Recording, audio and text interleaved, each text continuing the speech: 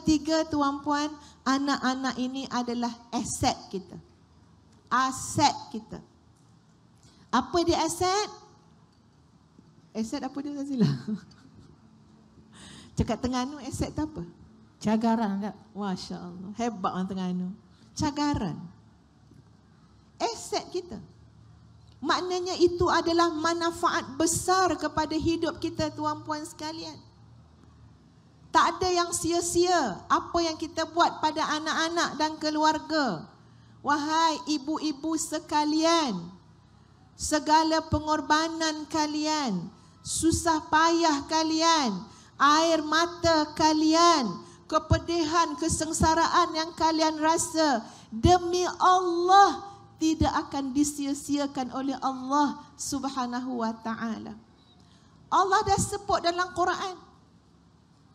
Maksud dia jangan kata Allah nak sia-siakan. Bahkan Allah dah sebut dalam Quran, hamalathu ummuhu wahnan ala wahn wa fisaluhu fi amain anishkur li wa liwalidaik. Allah sebut dalam Quran. Mak kamu mengandungkan kamu, wahnan ala wahnin, susah atas susah atas susah atas susah, berlapis-lapis susah dia. Tuan-puan ingat lagi tak lepas bersalin anak pertama cakap apa? Last dah lah ni, seorang je lah anak, tak nak lagi dah. Betul tak Mak Haji? Tambah pula, tanya berapa anak Mak Haji? 17. Padahal lepas beranak anak sulung tu lah, semua cakap macam tu. Dah lah, cukup lah. Boleh anak so pun tak apa dah. Ustazah dulu lepas bersalin anak sulung, orang kata jeran tau, jeran. Jeran orang Terengganu kata apa? Dok faham kok. Maknanya serit-serit. Tak nak dah, serit. 13 jam sakit. Dekat hospital HUSM Kubang Krian. Masa tu suami tak ada pun dekat Kelantan. Suami kat KL. 13 jam Zazila. Asal doktor datang je tarik baju dia. Tak lagi. Lepaslah doktor kata, lepaslah. Tak boleh. Saya sakit. Umur 21, umur 22. Ya. Masya Allah sangat sakit tuan-puan masa bersalin anak sulung. Sampai rasa nak marah dengan orang lain. Kenapalah tak cakap sakit lagu ni? Kalau tanya sakit tak bersalin, sakit. Kita yang menanggung kalau orang tanya sakit tak? Bapak punya sakit. Apa tu cakap macam tu ni? Sakit tak? Sakit. Geram rasa orang sabar. Sangat sakit, Masya Allah. Sampai Kak Ustaz cakap dengan nurse, Kak, saya ni sakit nak mati Kak, bukan sakit nak bersalin. Ustazah nak dia faham, sekarang saya nak mati bukan nak bersalin. Nurse tu kata, lagu tu lah dek weh, salin tu Kak. Dia kata, saya tak percaya. Tak Kak, saya nak mati. Sakit ya Allah. Lepas keluar anak tu tuan-puan sekalian, subhanallah, sampai Ustaz fikir apa dia? Lepas ni aku nak tulis novel, tajuk dia 2 kelahiran. Terus nak tulis novel. Kenapa? Rasa macam kita pun dilahirkan juga. Ya Allah. Dan tak boleh terfikir macam mana mak boleh lahir sampai 10 orang anak, 15 orang anak. Kita baru lahir seorang pun rasa macam ya Allah seriknya.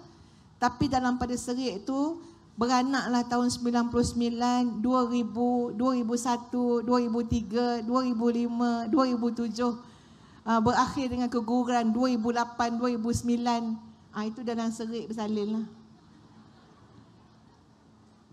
Nampak tuan-puan?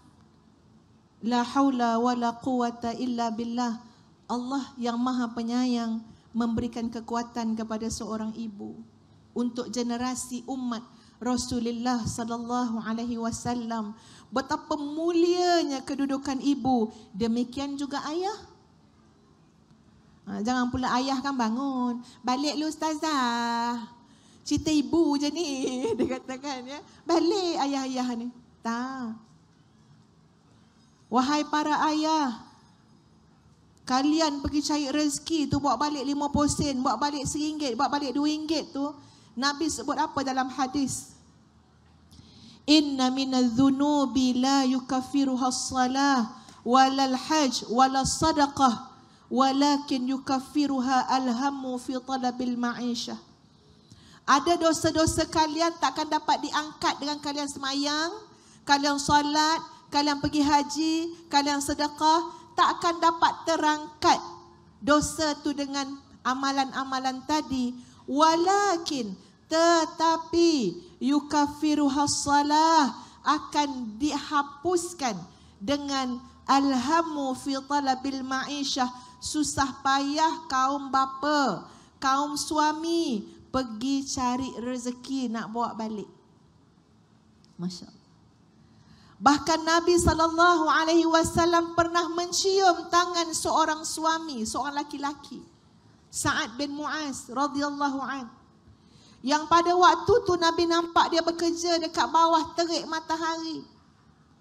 Ada batu besar, dia pukul, hentam batu besar tu supaya jadi batu-batu kecil.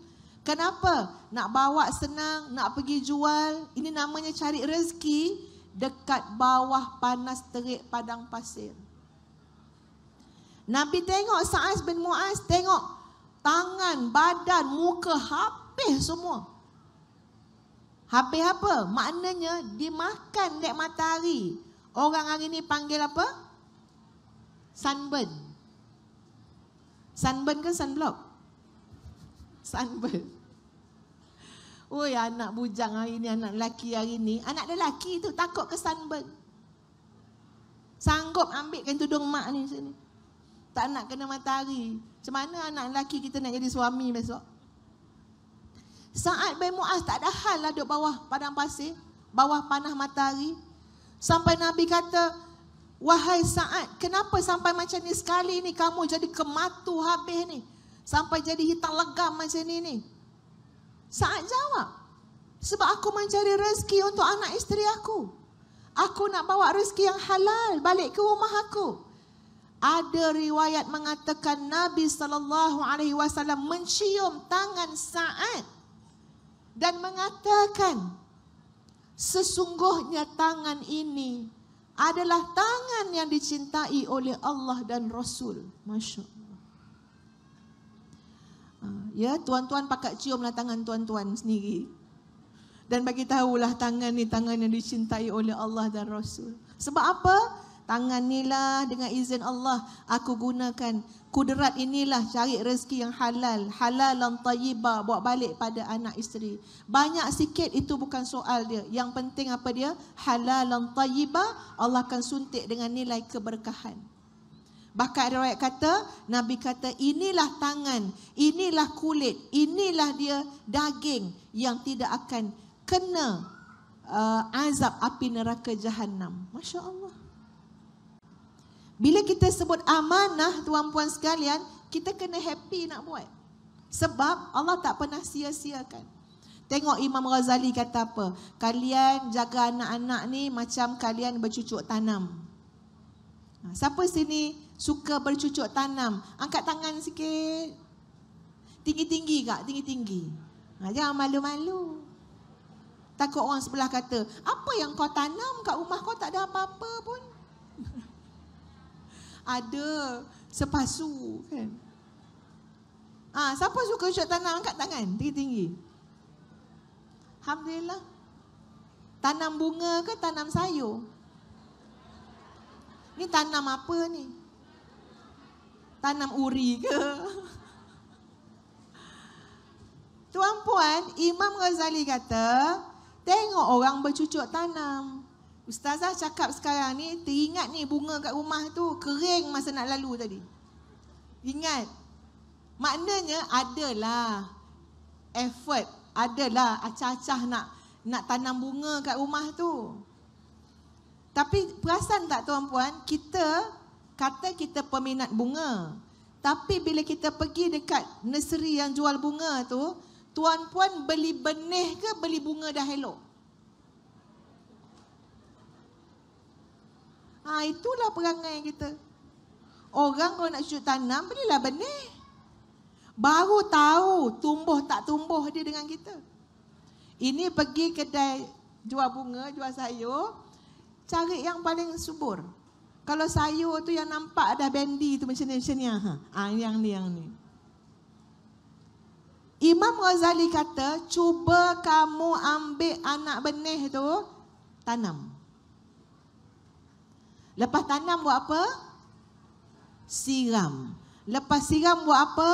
Baja. Lepas baja buat apa? Intai. Tengok, naik tak benih tu? Entah-entah kita tanam, kita baja, kita siram, dah 22 tahun tak naik Ustazah. Innalillah dalam tanah tu. Tak tahu apa jadi. Baru tahu. Imam Ghazali kata macam itulah didik anak. Macam itulah amanah anak-anak ni tuan-puan sekalian. Jangan lupa, jangan lalai. Mereka perlu perhatian. Mereka perlu baja, mereka perlu disiram dan mereka perlu dijaga dengan ilmu. Kalau orang tak ada ilmu, bercucuk tanam, pokok sudahnya bunga plastik pun dia siram. Kalau dah jahil murakab tu, bunga plastik sudahnya siram. Dah tak boleh beza mana plastik mana hidup. Ada bunga tak boleh kena matahari. Betul kan Zazila? Dia kena duduk dekat tempat yang teduh. Ada bunga macam bunga kertas, dia kena matahari kuat dan dia perlukan air setiap hari. Itu ilmu. Sama macam anak kita, amanah ini ada 5 anak, 5 berbeza. Kita kena cari ilmu bagaimana nak didik anak laki-laki. Kena cari ilmu nak didik anak perempuan. Kena cari ilmu nak didik anak remaja. Kena cari ilmu nak didik anak kecil. Jadilah ibu ayah seorang penuntut ilmu sepanjang hayat. Kenapa? Kerana amanah yang Allah berikan ini. Satu cerita lah tuan-puan saya kongsi lah. Ini cerita betul, biasalah. Ya, perkongsian ni kadang-kadang perlu juga. Ya. Ustazah masa tu tengah tengah program dekat Petronas dengan suami. Tiba-tiba ada seorang anak, ni masa tu anak kecil-kecil semua, ya. Telefon dia kata, Umi balik segera, ada darah nyamuk Aedes. Minta maaf ni saya cerita benda ni. Ada darah nyamuk Aedes. Saya kata nyamuk Aedes apa berdarah? Banyak dia kata. Masya Allah, ya, ni teruk tahap denggi macam ni. Ustazah pun balik. Kata dengan suami teruskan dulu program tu, saya balik sekejap. Sebab tak jauh kan, Petronas kat KICC tu dengan Gombak, balik. Sebenarnya tuan-puan sekalian, salah seorang anak, saya tak nak sebut yang mana satu, itu adalah hari kedatangan haid dia, baligh. Dan dia Allah uji tuan-puan sekalian, sangat muda, usia 9 tahun. Ustazah sebagai ibu belum masuk bab tu. Kita kan banyak bab. Kita baru bab lain, tak masuk lagi bab tu. Ingatkan nak bagi tahu masa umur 10 tahun. Sekolah pun silibus tu 10 tahun baru cakap. Anak tu baru 9 tahun. Tuan-puan tahu macam mana ustazah sebagai ibu yang kononnya ustazah ni kan? Bila tengok maknanya dia kedatangan haid tu, terus ustazah ni, ya Allah kenapa cepat sangat ni, aduh lah nak kena ajar pula pakai itu, pakai ini. Lepas tu pandang lagi, ya Allah ini kalau bocor kat sekolah, aduh. Ustazah, anak tu terkebil-kebil tak tahu apa. Agaknya mungkin dia fikir, apa salah aku? Mak tu dah stres balik daripada program. Ya, nampak je macam ni. Stres. Ya, stres. Pok-pek. Tiba-tiba ayah dia balik. Suami ustazah balik. Suami Ustaz kata, mana kakak tadi? Mana anak tadi yang tu? Mai sini jumpa Abi. Dia pun datanglah ke Abi dia. Duduk sebelah Abi, kata Abi dia. Ni Ustazah ada waktu tu tengok duduk sebelah Abi. Dia pun duduk sebelah Abi dia. Abi dia pun pegang dia macam ni. Sebelah tangan lagi pegang tangan dia. Sambil shake hand tu Abi dia kata apa? Alhamdulillah, tahniah anak gadis Abi. Kerana takdir hidupnya seperti Sayyidatuna Aisyah radhiyallahu anha yang baligh pada usia 9 tahun. Ustazah menangis dengar tuan-puan sekalian. Apa punya teruklah aku ni. Ya, fikir bocor lah, apalah inilah. Nampak tak tuan-puan pentingnya ilmu? Ustazah malu, ya Allah, malunya aku sebagai ibu gagal. Pada saat yang penting dalam hidup anak perempuan aku cuma serabutkan kepala otak dia. Tapi ayah dia bagi ucapan tahniah, bagi tahu macam inilah juga ya bagaimana Allah bagi kepada Sayyidatuna Aisyah radhiyallahu anha, anak tu dapat melihat dengan penuh rasa syukur, bukan ketakutan. Betul tak tuan-puan? Lepas tu baru kepala otak Ustaz berubah. Barulah macam, kan betul lah, betul lah. Kalau tak tu kan, ya Allah. Nak bagi tahu tuan-puan sekalian, ilmu. Kemahiran, pengalaman. Masya Allah.